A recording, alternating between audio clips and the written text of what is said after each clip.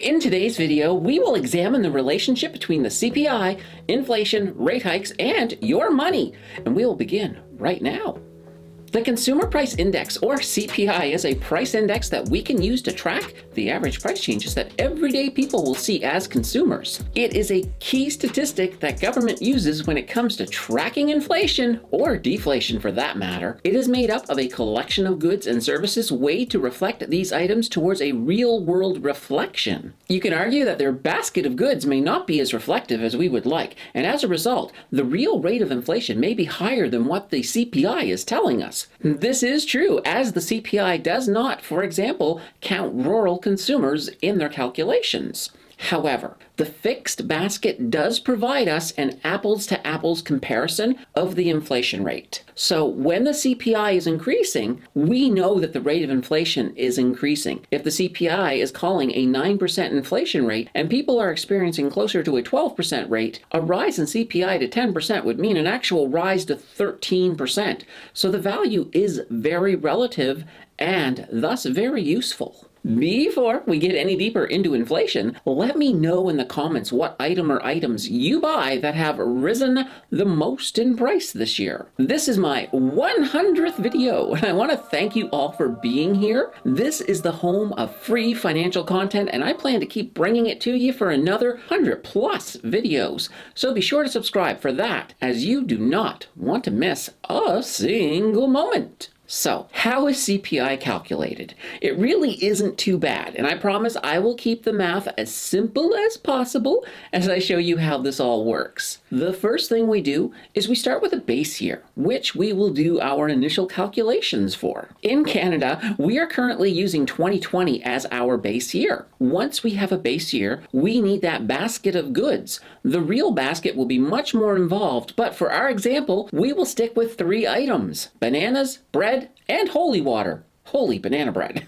We will also need a weight or quantity for each item. So for this example, we'll have bananas priced at $1.25, bread priced at $2, and we're going to pay a whole $2.75 for the holy water. Our total is 1 times $1.25 for our bananas, 3 times $2 for our bread, and $2.75 for our holy water. Now, that of course gives us a grand total when we add it all up to $10. So to try to figure out our CPI, we use it's a really easy formula. So CPI is simply the total cost of our basket divided by the base basket. So in this case, these are going to be the same numbers, and that will all then be multiplied by 100. So for our base year, the CPI is 10 divided by 10 times 100, which is 100. The CPI of the base year is always equal to 100.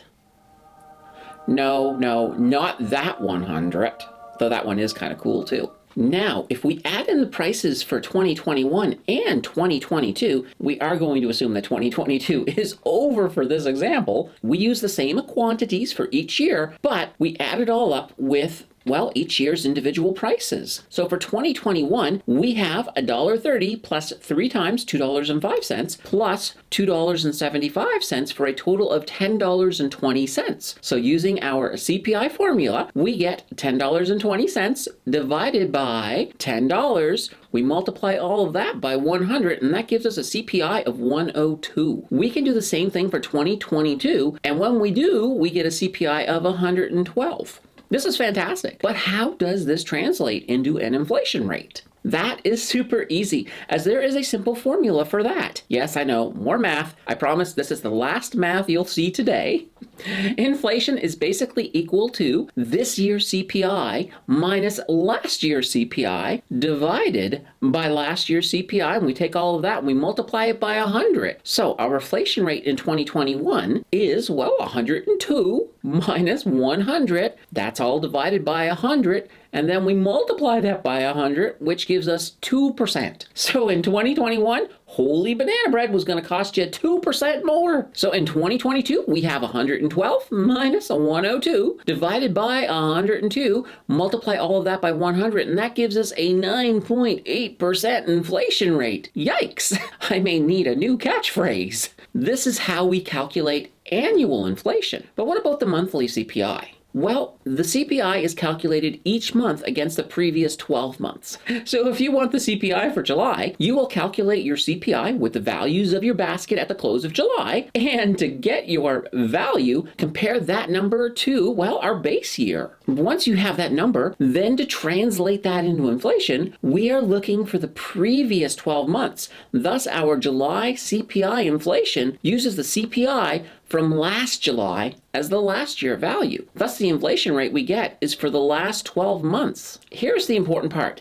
If that CPI inflation number rises, it means the rate of increase in inflation is rising. It means that inflation is accelerating, and this, for the most part, is a pretty bad thing. If that monthly CPI inflation number is lower, it then means the rate of increasing inflation is decreasing. An important thing to remember is that prices are still going up, but they're going up a little slower than they were going up last month. This is, for the most part, a pretty good thing. I am sure you have heard that we want to get inflation down to between 2 and 3%. A small inflation rate is healthy for the economy because it does stimulate spending, and spending is the main driver of our economy. A zero inflation, or worse, a deflation, means folks have no need to buy today when prices will be the same or less tomorrow. So what about rate hikes? And how do they fit into all of this? When we pull back a little, we can see the basic relationship between the consumer, you and me, and the providers of goods and services. They make available a product and we consume that product. The price of the product will depend on the demand as well as the supply for that product. Lower supply will hike the price just as increased demand will too. We all know that price increase is, well, inflation. So the government via the Bank of Canada or the Federal Reserve in the US uses the CPI to monitor that relationship and its inflation over the basket of goods. When it gets higher, they can then raise interest rates, which lowers demand as people end up with less money because they are paying more interest on their debts. This increase in the interest rate has the effect of lowering demand, and that should in effect help lower the inflation rate. What this all means for your money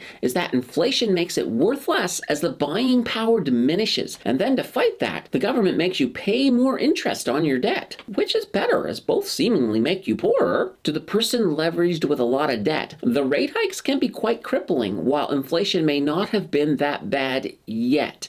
Keep in mind, though, runaway inflation gets everybody in the end. Conversely, someone with much less debt may benefit more from the rate hikes. The silver lining in all of this is that the rate hikes will do their job, and as inflation gets under control, we will see the rates level out and maybe even fall back a little to help stimulate the economy. In the economic cycle, we are always going to see rates moving up and down in an attempt to keep us on the path to economic progress. Sometimes it will hurt a little or a lot, but by understanding the way it all fits together, we can hopefully use that to minimize or maximize our personal share of our ever-evolving economy. The fun does not have to end here because you can always watch my video on Scotiabank that I have linked in the top left corner, or right below that. YouTube will show you a video they think you will like. Your click will decide who is right, and I will see you in the next video.